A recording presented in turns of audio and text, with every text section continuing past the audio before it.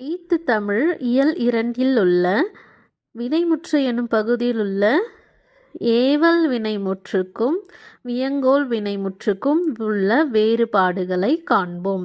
ஏவல் வினைமுற்று முன்னிலையில் வரும்.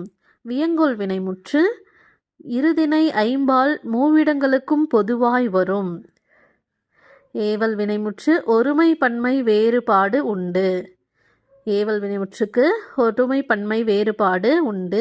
இதே வியங்கோள் வினைமுற்றுக்கு ஒருமை பன்மை வேறுபாடு இல்லை. வியங்கோள் வினைமுற்றுக்கு ஒருமை பன்மை வேறுபாடு இல்லை.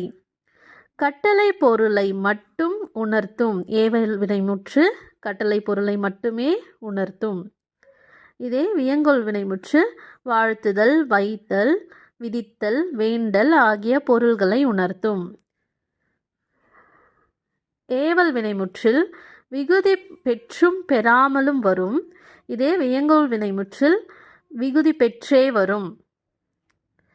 இதெல்லாம் தான் வேறுபாடுகள்.